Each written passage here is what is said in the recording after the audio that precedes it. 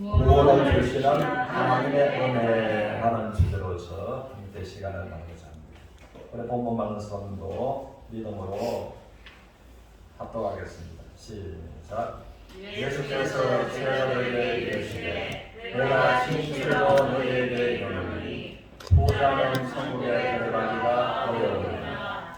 다시 너희에게 말하노니 낙타가 바늘 위로 들어가는 것이 부자가 하나님 나라에 들어가는 것보다 쉬우니라 하시니 제자들이 듣고 몹시 놀라 이르되 그렇다면 누가 구원을 얻을 수 있으리까? 예수께서 그들을 보시며 이르시되 사람으로는 할 수 없으되 하나님으로서는 다 하실 수 있느니라. 아멘. 우리는 하나님을 믿고 교회에 다니는 것은 참 중요합니다. 그러나 더 중요한 것은 구원을 받는 것이 더 중요하다라고 하는 것입니다. 성경은 말하기를 우리 인생이 죽는 날, 이사가는 날이다라고 말씀하십니다. 그럼 한 번 죽는 것은 인생에게 정해진 것이고 그 후에는 하나님의 심판이 있는데 심판을 통해서 천국과 지옥으로 영원한 갈림길을 접하게 되기 때문입니다. 그래서 하나님의 나라는 이제 수고도 없고 일별도 없고 죽음도 없고 슬픔도 없고 하나님의 이루와 은혜와 사랑이 영원토록 함께하는 그 하나님의 나라에 구원을 받지 않으면 결코 갈 수가 없기 때문에 그러하다는 것입니다. 그래서 어떤 사람들을 보면 하나님의 은혜를 받으면 구원을 받고 감사해서 또 예배드리려 교회를 다니는 사람이 있고 또 어떤 사람은 구원을 받으려고 교회에 다니는 사람들이 있다는 것입니다. 또 어떤 사람들은 교회를 다니는데 구원과 관심 없이 교회를 다니는 사람들이 있다는 것입니다. 그러므로 우리가 하나님 은혜로 말미암아 구원을 받고 하나님 은혜 안에서 이 하나님의 능력을 경험하면서 나아가는 서로가 되시기를 주님의 이름으로 축원합니다. 아멘. 우리 마가복음 1장 21절을 같이 보겠습니다. 시작. 그들이 가버나움에 들어갑니다. 예수께서 곧 안식일에 회당에 들어가시네. 우리 주님은 가버나움에 들어가셔서 어디로 들어가셨다고요? 회당에 들어가셔서 가르치셨다. 성경적 용어로 한다면 회당에 들어가셔서 전도하셨다 그 말씀입니다. 그러면은 우리 주님은 보면은 회당 안에서 전도하셨는데 이것을 우리에게 이렇게 한번 옮겨 보면은 주님 당시에 회당은 오늘날 어디를 말할 수 있다? 교회를 말할 수 있는 것입니다. 그러면 하나님께서 보실 때 교회 안에서도 전도해야 할 전도의 대상자들이 교회 안에서도 있다라고 하는 것입니다. 저는 풍경일보를 보면서 충격을 받은 것이 이 중대형 교회로 하여금 이제 조사를 했습니다. 주일날 대예배에 예배드린다고 와서 앉아있는 사람들을 대상으로 해서 이제 조사를 했는데 내가 구원받았다라고 생각하는 사람은 손들어서 표현하니까 앉아있는 사람들의 52%는 나는 구원을 못 받았다라고 한다는 것이 이제 대한민국 교회의 현실적인 문제입니다. 그러면은 48%가 나는 구원받았다고 생각한다라고 했는데 48%가 다 알짜배기일까?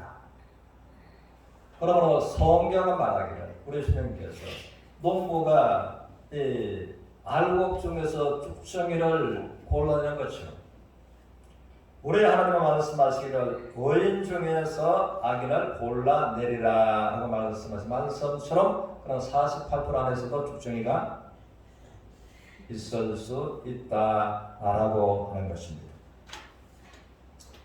그러므로 이제 또 1장 마가복음 38절 39절에서 우리 같이 믿음을 읽겠습니다. 시작. 이러시되 우리가 하나님 가까운 마음으로 거기서도 전도하리니 내가 너희를 위하여 왔노라 하시고 이어 온 갈릴리아 땅에서며 포도를 여러 해당에서 전도하시고 또 귀신들을 내쫓으시더라. 아멘. 그러므로 주님은 전도를 하셨는데 해당 밖에서 전도하셨고 해당 안에서 또 어떻게 전도하셨고 그래서 이제 해당 밖은 오늘날로 말하면 교회 밖에서 전도하고 교회 밖에 전도할 대상자들이 많이 있다보다 있고 주님은 해당 안에는 유대인들이 들어가서 하나님 앞에 예배드리러 찾아가는 것이 하나님과 하나님 중심으로 교제하려고 들어간 것이 이제 해당이라고 하는 것입니다. 유대인들 하나님 믿어요 안 믿어요? 하나님 믿는데 해당 안에서 유대인들을 상대로 해서 예수님은 전도하셨다라는 것입니다. 그러나 이것은 이제 우리에게 여기를 적용시켜 보면은 교회 안에서도 하나님 보실 때는 전도 대상자가 하나님 보실 때 있다 없다? 있다라고 하는 것입니다. 그리고 주님은 또 해당 밖에서도 전도하시고 해당 안에서도 전도하시고 무엇을 쫓아내시고 더러운 귀신을 쫓아내셨더라. 그러므로 하나님의 복음의 능력은 더러운 귀신도 하나님의 능력으로 인해서 이제 쫓겨간다 안 쫓겨간다? 쫓겨간다는 것입니다. 그러나 더러운 귀신들을 주님께서는 꾸짖어서 내쫓으시고 때로는 이 병들을 고치신 하나님의 능력인 것입니다.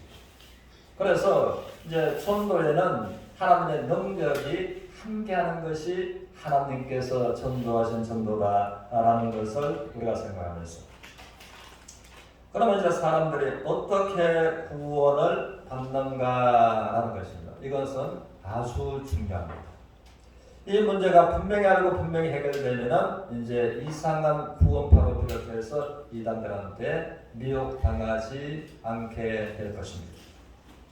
그래서 이단들의 미혹당해서 인생을 허비하고 가정이 파괴되고 이런 것이 왜 그런가 하면 구원 문제를 해결하려고 구원받으려고 그들한테 영적인 미혹을 당해서 그렇게 가정 파탄이 되버립니다.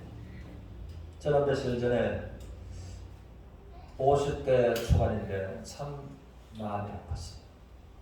그래서 이제 그가 이단의 아내가 미혹이 돼서 처음에는 몰랐는데 보니까 미혹이 돼서 생리대를 하고서 이혼을 하게 됐다는 것입니다. 그리고 어린 자녀들이 참 보고 싶다는 것입니다. 그래서 이제 그러므로 이제 이단의 미혹이 되면 극도로 가정도 찢어지는 것이고 자녀와 부모도 생리를 하게 되는 것이고 인생도 또 파괴로 몰려 나갈 수가 있다는 것입니다. 그러면 이제 어떻게 구원을 받는가? 그러면 본문의 말씀에 23절에서 마태복음 19장 23절 24절을 우리 같이 한번 더 읽겠습니다. 시작. 예수께서 제자들에게 이르시되 내가 진실로 너희에게 이르노니 부자는 천국에 들어가기가 어려우니 장반역에 보니까 천국에는 구원받은 사람이 들어간다. 구원 못 받은 사람이 들어간다. 그래서 여기에서는 부자는 천국에 들어가기 어렵다. 여기서 이제 부자는 구원받기가 어렵다. 그 말씀이죠. 자, 잘 이해해야 되니까 문자적으로 하면 이제 부자는 구원 못 받는다. 이게 절대 아닙니다. 24절 시작. 다시 너희에게 말하노니 낙타가 바늘기로 들어가는 것이 부자가 하나님 나라에 들어가는 것보다 쉬우니라 하시니. 그래서 본문을 통해서 우리 주님의 마음을 우리가 잘 이해를 해야지만이 이 본문을 우리가 바로 알 수가 있다는 것입니다. 그래서 부자는 천국에 들어가기 어렵다. 다시 말하노니 낙타가 바늘 구멍으로 들어가는 것보다 부자가 천국 가는 것이 더 어렵다. 그래서 이제 전혀 이 문자들 하나 같으면 부자가 천국 들어갈 수 있다는 거예요, 없다는 거예요? 없다는 것입니다. 낙타가 그 사람 키보다도 때로는 더 큰 낙타가 어떻게 바늘 귀로 들어가냐. 차라리 낙타가 그 바늘 귀로 들어가는 것이 쉽지 부자는 천국 못 간다. 그래서 25절에 보니까 25절 제자들은 듣고 충격을 받았습니다. 제자들의 듣고 몹시 놀라 그렇다면 누가 구원을 얻을 수 있습니까? 우리도 이제 놀라지 않나요? 우리도 같이 한번 해보겠습니다. 시작. 그렇다면 누가 구원을 얻을 수 있습니까? 같이 한번 해봅니다. 시작. 그렇다면 누가 구원을 얻을 수 있습니까? 이 질문을 우리가 해야 된다고요. 해야 하는 것입니다. 그리고 예수님의 답을 드려야 됩니다. 26절 시작. 예수께서 그들을 보시며 이르시되 사람으로는 할 수 없으나 하나님으로는 다 하실 수 있느니라. 그래서 구원 문제는 사람이 해결할 수 있다 없다? 없다. 하나님은 다 하실 수 있으시다. 그럼 이제 구원 문제가 이 부자 청년에게 예수님은 왜 이렇게 말씀을 하셨는가 하면은 이제 구원 문제를 하나님께서 해결하시는 것을 이 부자 청년은 알았다 몰랐다? 몰랐고 자기가 구원 문제를 해결하려고 했기 때문에 그래서 이 구원 문제를 하나님으로서는 다 하실 수 있다. 그래서 이제 구원 문제를 하나님께서 어떻게 해결하시는가라는 것을 우리가 듣고 보고 알고 믿음으로 구원받는다라고 하는 것입니다. 하나님께서 구원 문제를 해결하시는 것을 듣고 보고 믿음으로 구원받습니다. 우리 같이 한번 합니다. 시작. 하나님께서 구원 문제를 해결하신 것을 듣고 보고 믿고 구원받습니다. 그렇게 되시기를 축복합니다. 자, 그러면 우리 주님께서 이 부자와 낙타와 바늘 구멍으로 들어가는 것, 이것을 왜 말씀을 하셨는가 하면 한번 따라하십니다. 부자의 믿음으로는 결코 구원받을 수 없다. 부자의 믿음, 부자가 가지고 있는 믿음으로서는 결코 구원받을 수가 없으므로 오늘 날도 하나님이 본문을 통해서 우리에게 구원의 문제를 해결하라고서 말씀하고 계시는 줄 믿으면 아멘 합시다. 모두가 그렇게 하나님 은혜로서 해결되기를 축복합니다. 자, 우리 그럼 이제 부자가 어떤 믿음을 가졌는가를 봅시다. 19장 16절 같이 읽겠습니다. 시작. 어떤 사람이 주께 와서 이르되 선생님이여 내가 무슨 선한 일을 하리라 영생을 얻으리까. 영생을 얻는 것과 구원받는 것과 같은 말입니다. 영생을 얻는 자가 천국에서 영원히 사는 것이고 구원받은 자가 천국에 가는 것입니다. 그런데 이제 여기서 어떤 사람, 이가 이제 큰 부자입니다. 이가 말하기를 내가 무슨 선한 일을 하여야 영생을 얻으리까? 무슨 선한 일을 하여야 내가 구원을 받겠습니까? 라고서 예수님 앞에 나와서 질문했다는 것입니다. 그리고 이 사람은 구원받는 것이 하나님께서 하시는 것을 믿는 것이 아니라 내가 무슨 선한 일을 해서 내가 구원받으려고 생각하는 믿음을 가지고 있다, 가지고 있다? 가지고 있다는 것입니다. 그래서 겉으로 볼 때는 이 사람들이 이 사람을 볼 때 믿음이 좋은 사람처럼 보인다는 것입니다. 자기가 무슨 선한 일로 인해서 구원을 받으려고 생각하다 보니까 이 사람은 주일날 절대 예배드리러 교회 가는 사람이 안 가는 사람이냐? 가는 사람이다. 주일날 저녁에는 가는 사람. 새벽 기도는 헌금은 절대로 열심히 있는. 그래서 사람들이 볼 때는 저 사람은 너무나 믿음이 좋다라고 해서 말할 수 있겠다 없겠다? 선한 행위로 구원을 받는다고 생각하고 있었겠다. 그러므로 참 믿음이 좋은 사람처럼 이제 보였다는 것입니다. 그런데 예수님은 뭐라고 말씀하시는지 19장 19절에서 그래서 내가 무슨 선한 일을 하여야 영생을 얻겠습니까? 하니까 선한 일을 하라라고 해서 말씀하셨는데 19절 같이 읽겠습니다. 시작. 내 부모를 공경하라. 내 이웃을 내 자신과 같이 사랑하라 하신 것이다. 그러므로 예수님께서 이 부자 청년이 나와서 내가 무슨 선한 일을 하여야 구원을 받겠습니까? 영생을 얻겠습니까? 그러니까 네가 선한 일을 해서 네가 영생을 받으려고 하니까. 그러므로 선한 일을 내가 너에게 말하는데 하나님의 이 법률, 내 부모를 공경하고 내 이웃을 무엇과 같이 사랑하라? 너 자신같이 사랑하라 하신 것이다. 이게 내가 지켜야 할 일이다. 그러니까 20절 같이 했습니다. 시작. 예수께서 이르시되 네가 20절 없고 20절은 제가 읽을게요. 20절을 보면 그 청년이 이르되 이 모든 것을 내가 지켰사온데 아직도 무엇이 부족합니까? 그러므로 예수님은 네가 네 부모를 공경하고 너의 이웃을 너의 몸과 같이 사랑하라 하신 것이다. 그러니까 네가 대답하기는 내가 이것을 어렸을 때부터 지금까지 지켜왔습니다. 그러므로 내가 구원 얻기에 무엇이 부족합니까? 라고 했던 것입니다. 그러므로 부모를 공경하고 이웃을 자기 몸처럼 사랑하는 이 사람은 정말 믿음이 좋은 사람으로 보여진다 안 보여진다?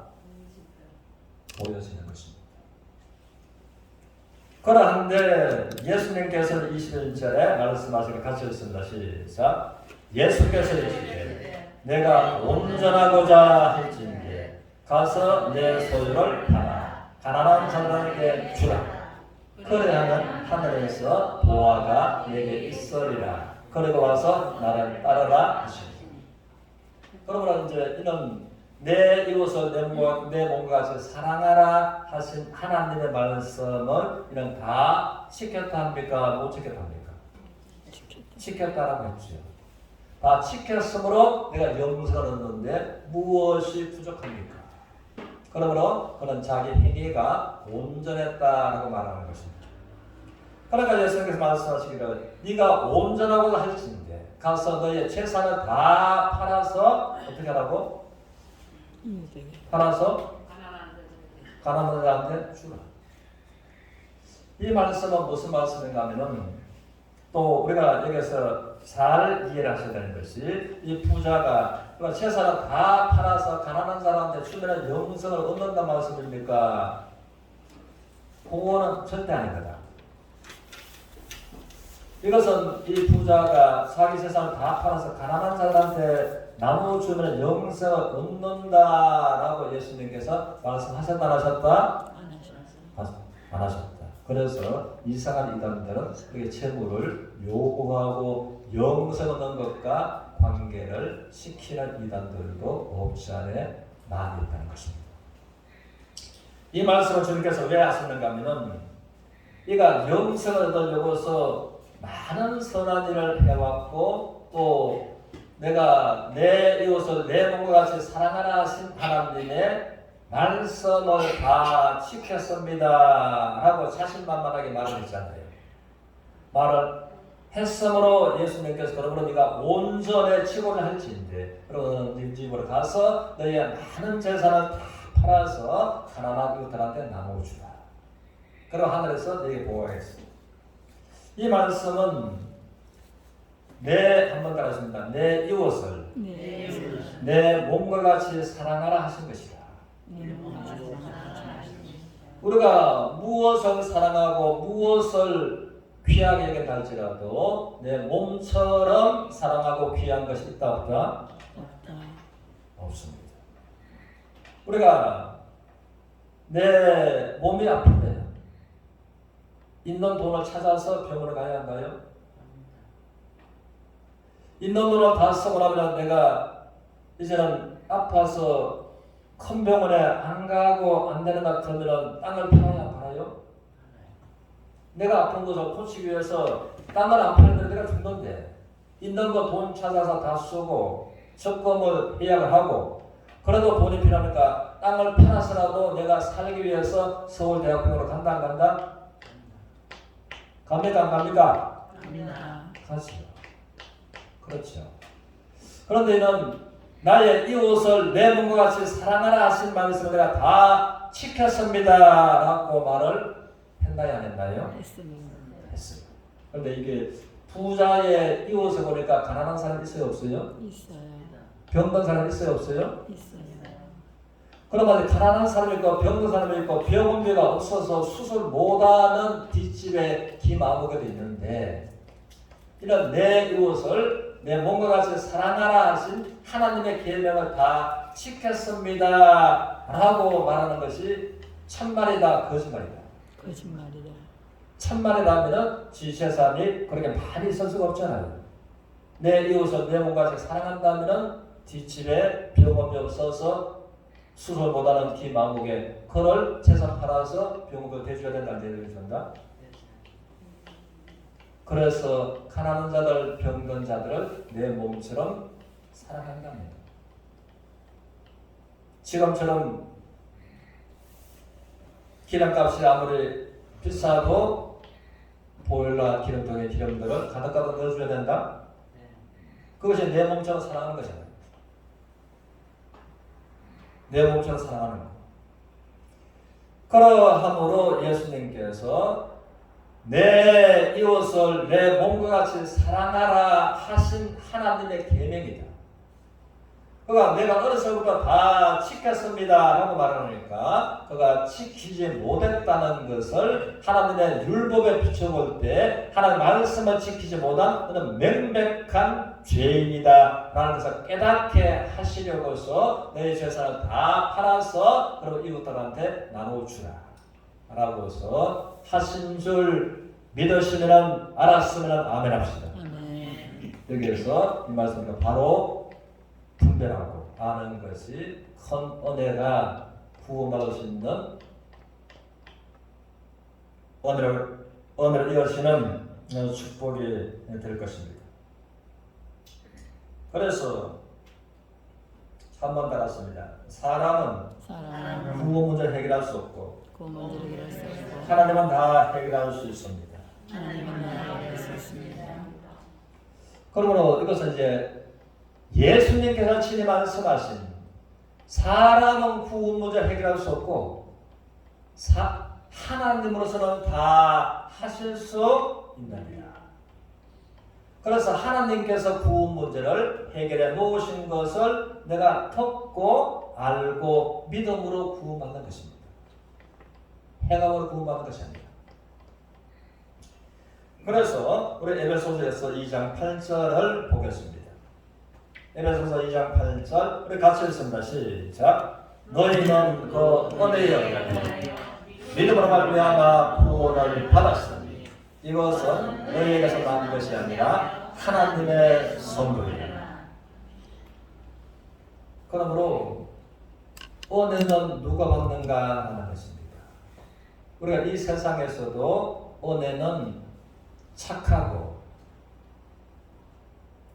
양심적으로 살고 도덕적인 그 사람에게 은혜가 주어지나요? 안 그러면 비양심적이고 비도덕적이고 대한민국의 헌법을 어기고 형보소에 들어가 있는 그에게 은혜가 필요합니까? 누구에게 은혜가 필요합니까? 다시 말씀을 드리면 대통령 사면을 필요한 사람은 형무소에 있는 사람입니까? 바깥에 착하고 양심적으로 사는 사람입니까? 그래서 대통령 사면장이 나에게 오는 것은 그 은혜다, 은혜가 아니다. 그래서 대통령 사면장이 우리에게는 필요해요, 안 필요해요? 우리에게 필요해요, 안 필요해요? 거기 이야기해 보십니까? 대통령 사면장이 우리에게는 필요하다, 안 필요하다?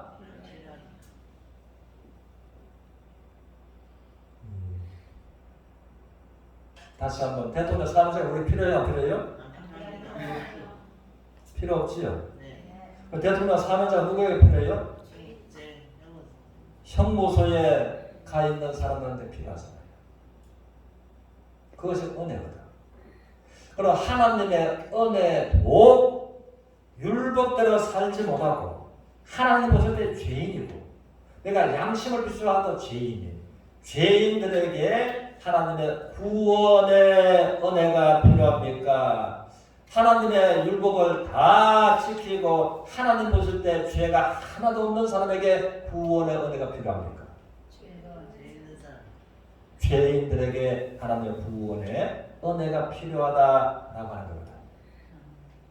그래서 오늘날 교회는 열심히 다니는데 이 부자 청년처럼 내가 무슨 선하고 착한 일을 해서 구원을 받으려고 하는 사람들이 교회 안에도 많이 있겠다 없겠다? 많이 있는 것입니다. 남들이 볼 때는 그 아무개 집사 참 믿음이 좋아. 새벽 기도도 빠지지 않고 또 심야 기도도 빠지지 않고 참으로 양심적으로 사는 거 보니까 믿음이 좋아.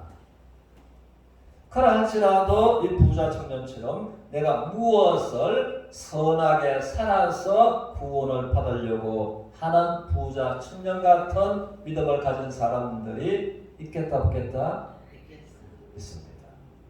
그런데 중요한 것은 부자 청년처럼 그렇게 살지도 않고 하나님의 은혜인 구원에도 관심이 없는 사람도 이 사람은 정말 하나님 앞에 불쌍한 사람들이 있기도 한다는 것입니다. 그래서 이제 여기 보면은 너희는 그 은혜에 의하여 믿음으로 말미암아 이 하나님의 은혜로 인한 믿음으로 말미암아 구원을 받았습니다. 일단 너에게서 난 것이 아니라 하나님의 선물이다. 그러므로 구원은 선물처럼 받는 것입니다. 우리 같이 한번 고백합니다. 시작. 구원은 선물처럼 받는 것입니다. 선물을 받는데 누가 착하고 양심적으로 살아서 선물을 받으려고 하는 사람 있나요? 그런 사람 없지요. 선물을 내가 1000만원짜리 선물을 돈 100만원 주고서 선물 받게 가는 사람 있나요? 그것도 없지요. 선물을 어떻게 받아요? 선물은 아무리 비싼 건 할지라도 내가 감사합니다, 고맙습니다 하고 받는 것이 선물이죠. 이것을 경상도 말로 하면 한번 따라하십니다. 선물은 완전히 공짜다. 경상도 말로 하면 완전히 공짜가 선물이야. 어떤 선물이랄지라도 자동차든 아파트든 선물로 주면은 고맙습니다 하고 받으면 내게 돼야 안 돼요? 그러므로 구원도 내가 구원을 받으려고 애를 쓰는 게 아니고 내가 구원을 이루는 것이 아니라 구원은 누구의 선물이다? 하나님의 선물이다. 구원은 하나님의 선물이다. 자, 그럼 한 가지 여쭤보겠습니다. 여러분들은 하나님의 선물인 구원을 받을 준비가 되었나요? 선물은 하나님의 마음을 알고 하나님 앞에 감사함으로 받는 것이 선물입니다. 그 선물이 뭐라고요? 구원입니다. 은혜로 준비하신 구원.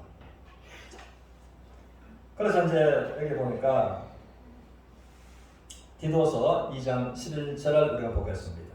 같이 읽겠습니다. 시작. 모든 사람에게 구원을 주시는 하나님의 은혜가 나타났다. 모든 사람에게 무엇을 주시는 하나님의 은혜가 나타났다? 구원을 주시는 하나님의 은혜가 나타났다. 구원을 주시는, 그래서 구원을 하나님의 은혜의 선물이다 라고 에베소서 2장 8절에 말씀하시는데, 구원을 주시는 하나님의 은혜가 나타났는데 이 하나님의 은혜가 우리에게 구원을 주는 거잖아요. 그러니까 하나님의 은혜가 무엇인가? 하나님의 은혜가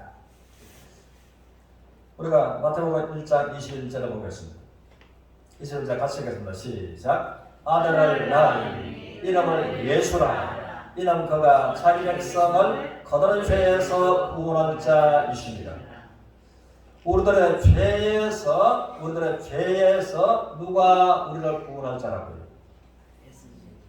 예수 그리스도를 보내주신 예수 그리스도께서 하나님의 뜻을 쫓아서 죄인된 우리들을 구원하시려고 이 땅에 탄생하신 분이 예수 그리스도입니다.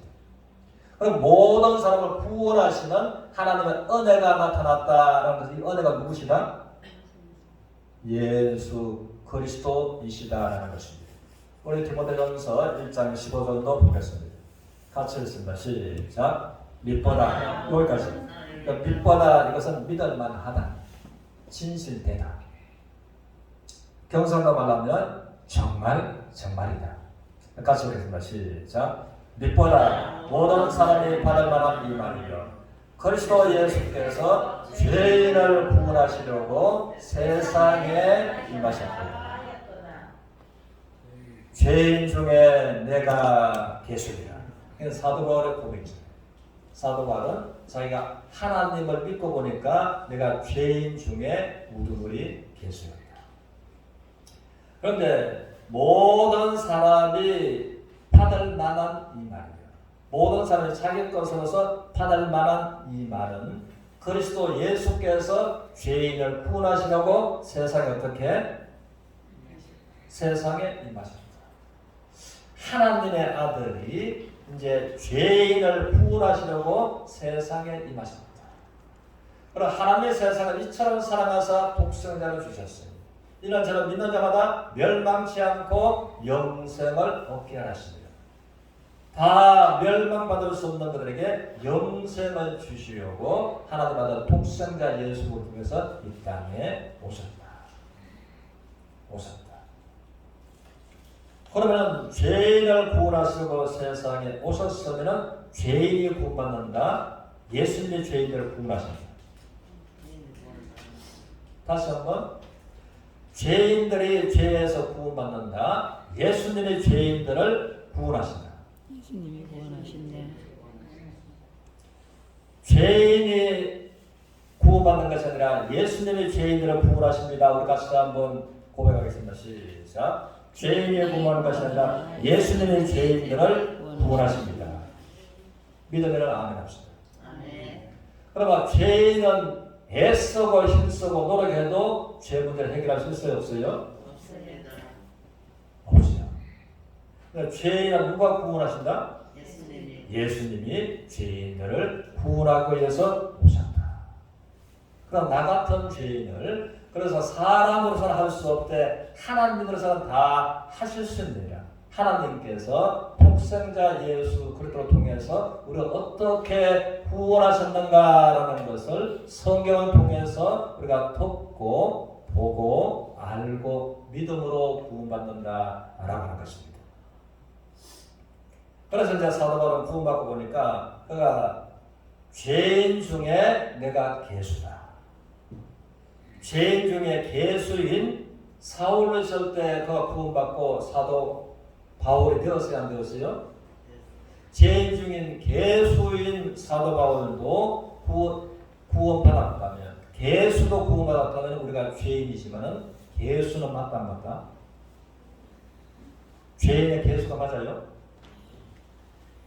사도 바울은 죄인의 개수였지만은 우리는 죄인의 개수가 사도 바울은 죄인의 개수였지만은 나는 죄인의 개수는 아니다. 우리 같이 한번 합니다. 시작. 사도 바울은 죄인의 개수였지만은 나는 죄인의 개수는 아니다. 맞으시나요? 죄인은 죄인인데 사도 바울과 같은 죄인은 아니잖아요. 죄인의 개수인 사도 바울도 예수님께서 구원하셨다면 우리도 구원 하신다 하신다?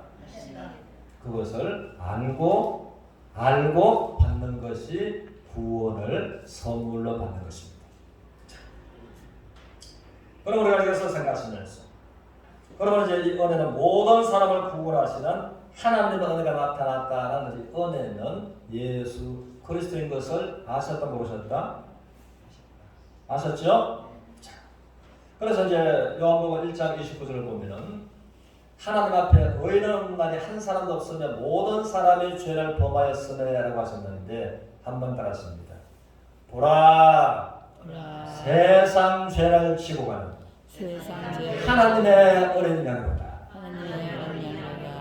세례 요한은 예수님을 보실 때 갑자기는 너무 놀랐습니다. 너무 놀랐어요. 보니까 세상에 있는 모든 죄가 누가 짊어지고 있어요? 예수님이 짊어지고 있는 세상에 있는 모든 죄가 예수님의 어깨에 올라가 있는 이걸 보고 너무나 놀랐던 것입니다. 세상에 있는 모든 죄니까 세상에 살고 있는 모두의 죄가 거기에 올라가 있는 거.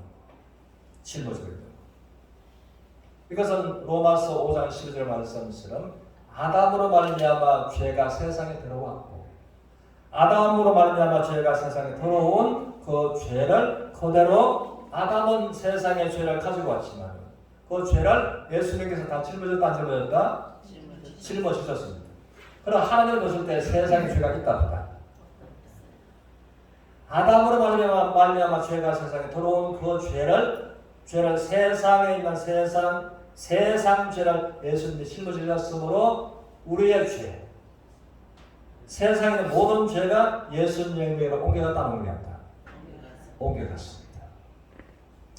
그리고 세상 죄를 짊어지고 어디로 가셨는가라는 것입니다. 한 번 더 했습니다. 죄의 싹성, 사망이라.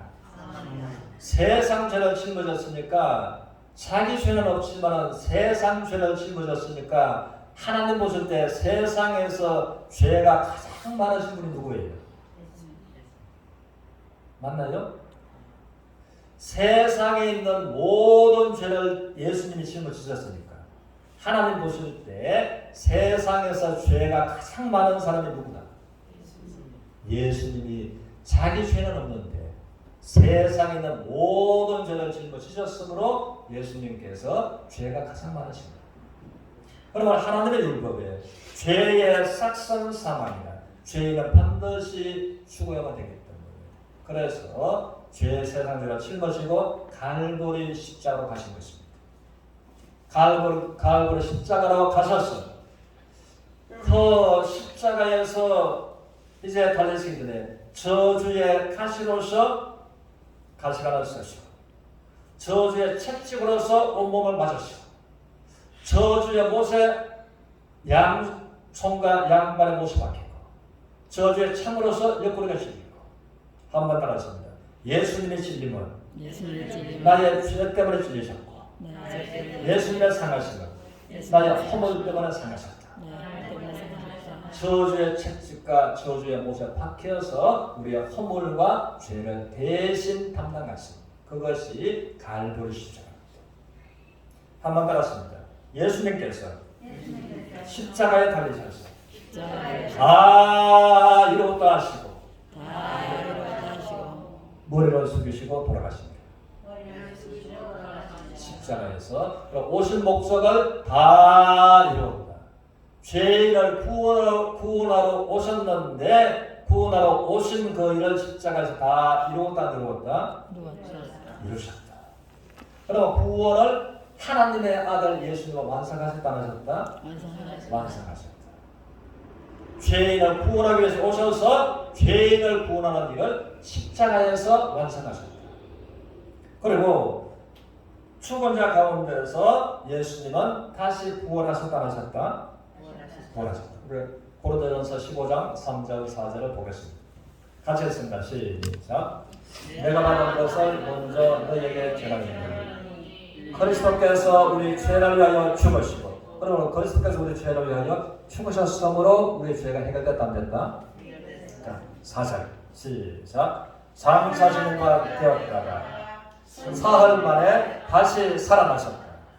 그래서 고린도전서 5장 17절을 통해서 예수님께서 다시 부활하지 아니하셨으면 너희 믿음이 헛되고 너희가 여전히 죄 가운데 있을 것이다 라고 말씀하셨습니다. 이건 무슨 말씀인가 하면 우리 죄 때문에 성경대로 죽으셨고 그리스도께서 장사제만 되었다가 성경대로 사흘 만에 다시 살아나셨다. 그러면 다시 살아나지 않았으면 우리가 여전히 죄 가운데 있다. 이 말씀은 무슨 말씀인가 하면 우리의 죄와 허물을 확실하게 해결하신 정표를 가지고서 부활하셨다 그 말씀입니다. 예수는 죽은 가운데서 부활하실 때 십자가의 상처를 가지고 부활하셨나요? 맞습니까? 십자가 상처를 성형수술하고 부활하셨나요? 십자가 상처 가지고 부활하셨지요.